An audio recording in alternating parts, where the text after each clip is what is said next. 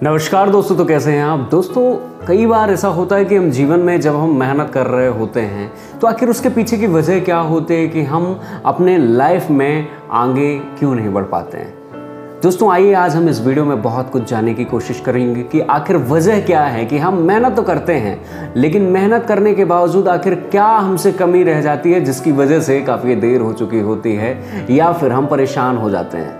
दोस्तों सबसे पहली बात तो ये आप हमेशा अपनी ज़िंदगी में याद रखिएगा कि जब भी आप काम की शुरुआत करते हैं तो उस काम में आप ये कोशिश करिए कि ज़्यादा से ज़्यादा एनालिसिस कर सकें, क्योंकि कई बार होता है कि आप मेहनत तो करते हैं, जैसा कि आप अपनी ज़िंदगी में बहुत ज़्यादा मेहनत कर रहे होंगे लेकिन उसके बावजूद आपको रिजल्ट क्यों नहीं मिल रहा है।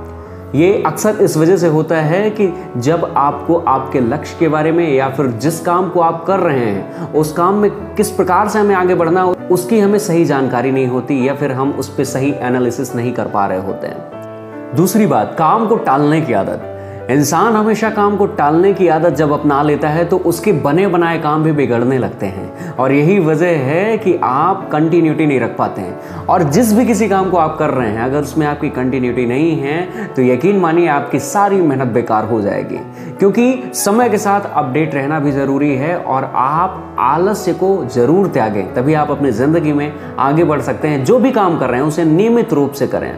और तीसरी बात यह है कि आप अपनी ज़िंदगी में नई नई चीज़ों को सीखते रहें। कई दफ़ा ऐसा होता है कि हम जिस काम को कर रहे होते हैं हमें जितनी जानकारी रहती है हम उतनी ही जानकारी रखते हैं, नई चीज़ों को जानने की कोशिश नहीं करते हैं। नई चीज़ों का जो चलन में चल रहा है आखिर आप उसे क्यों नहीं जानना चाहते हैं, क्योंकि आपको लगता है कि हम जितनी चीज़ें जानते हैं उतनी ही हमारे लिए काफ़ी हैं और नई चीज़ों को हम जानने की कोशिश करेंगे तो टाइम लगेगा, हमें शायद जल्दी समझ में नहीं आएगी। और यही वजह है कि जितना ज्ञान आपको रहता है वह सीमित रह जाता है और यही वजह है कि कहीं ना कहीं आपका जो लक्ष्य है जिसके लिए आप काम कर रहे हैं उसमें आप बाकी लोगों के मुकाबले पीछे पड़ जाते हैं। इसलिए समय समय पर जो भी अपडेशन आते रहें, आपके लक्ष्य के प्रति जो भी काम आप कर रहे हैं उसमें नई नई चीज़ें आप सीखते रहें, ताकि समय के साथ जब आप अपडेट रहेंगे तो यकीनन उन सारे चीज़ों को करने में आसानी रहेगी जो काम आप वर्तमान में थोड़ा सा समय लेने के बाद कर रहे हैं। चौथी बात, यदि आप बहुत मेहनत कर रहे हैं, सही दिशा में मेहनत कर रहे हैं तो फिर आपको ज़रूरत है अपने उस काम के तरीकों को बदलने की,